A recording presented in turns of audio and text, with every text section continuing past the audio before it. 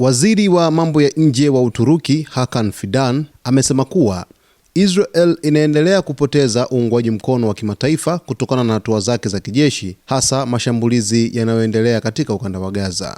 Akizungumza na waandishi wa habari mjini Istanbul, Fidan alisema kuwa taswira ya Israel imeharibika vibaya mbele ya mataifa mengi duniani na kwamba viongozi wa kimataifa sasa wanaepuka kuonekana hadharani wakiwa na waziri mkuu wa Israel Benjamin Netanyahu. Hakuna anayekaribisha Israel. Kwa nini hawapokelewi?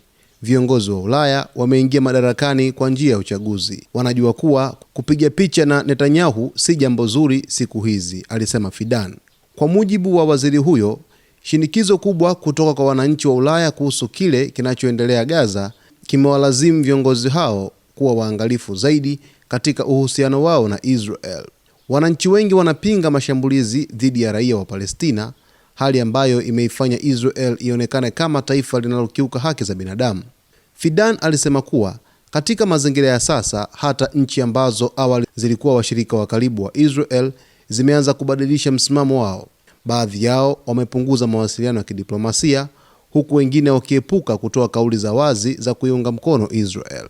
Aliongeza kuwa mashambulizi ya Israel Gaza yamesababisha vifo vya maelfu ya raia, wakiwemo wanawake na watoto, pamoja na uharibifu mkubwa wa miundombinu kama hospitali, shule na makazi ya watu. Kwa mujibu wa mashirika ya kimataifa ya haki za binadamu, hali ya kibinadamu Gaza ni mbaya zaidi kuliko wakati mwingine wowote, huku uhaba wa chakula, maji safi na huduma za afya vikiendelea kuwasumbua wakazi wa eneo hilo.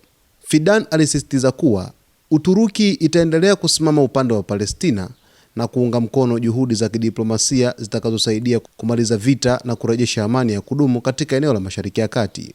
Kauli hii ya Uturuki inakuja wakati dunia ikiendelea kushuhudia maandamano makubwa katika nchi mbalimbali ambako wananchi wanapinga vita Gaza na kutaka Israel iwajibishwe kwa vifo vya raia.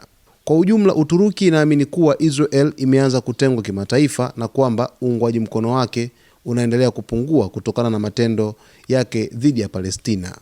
Licha ya makubaliano ya kusitisha mapigano katika ardhi ya Gaza, bado kumekuwepo na mashambulizi kadha wa kadha ambayo yamekuwa kiripotiwa yakifanywa na jeshi la Israel kwa ajili ya kuweza kuwatafuta na kuwalenga wanamgambo wa Hamas. Sasa waziri wa mambo ya nje wa Uturuki Hakan Fidan amesema wazi kuwa Israel kwa sasa hivi imepoteza uungwaji mkono kimataifa, lakini vile vile viongozi wa mataifa mengi duniani wanaogopa kuonekana hadharani wakiwa na waziri mkuu wa Israel Benjamin Netanyahu, na ameweka wazi kwamba hata pia viongozi wa Ulaya wanaofia ukaribu wao na taifa la Israel, lakini vile vile hata kuonekana pamoja kwenye picha au video au ukaribu wowote na waziri mkuu wa Israel Benjamin Netanyahu, na pia wanaogopa kutoa kauli za moja kwa moja za kuiunga mkono Israel kwa kuwa watakuwa wanahalalisha mauaji ambayo Israel imeyafanya katika ukanda wa Gaza. Ni kweli vita vimesitishwa, lakini bado kumekuwepo na ripoti kadha wa kadha ambazo zimekuwa zikieleza kwamba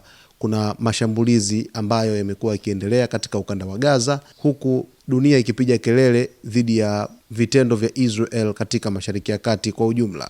Endelea kusalia nasi na kutega sikio wakati wote ili uweze kufahamu yote ambayo yanajiri huko duniani.